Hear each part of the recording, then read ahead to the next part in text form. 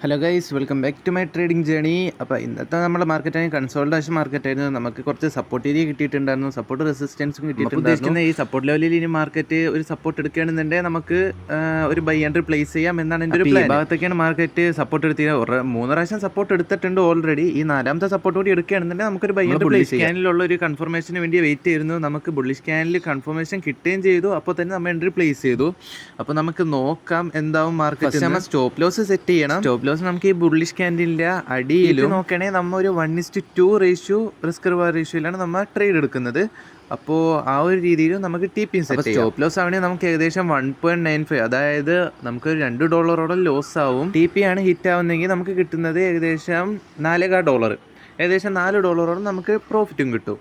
അപ്പോൾ നമുക്ക് വെയിറ്റ് ചെയ്യാം മാർക്കറ്റ് ഏത് രീതിയിലാണ് പോണത്. ഒരു ട്രേഡ് എൻ്റർ ആയി കഴിഞ്ഞാൽ അതിന് മുമ്പ് ഇരുന്ന് ഡിപ്രഷൻ അടിക്കേണ്ട കാര്യം എനിക്കില്ല. അതുകൊണ്ട് തന്നെ നമ്മൾ എന്താണ് കുറച്ച് പണിയൊക്കെ കഴിഞ്ഞ് നമ്മൾ വന്ന് നോക്കിയപ്പോൾ നമ്മളെ ടാർഗറ്റ് അടിപൊളിയായിട്ട് നമുക്ക് TP ഹിറ്റ് ആയിട്ടുണ്ടായിരുന്നു.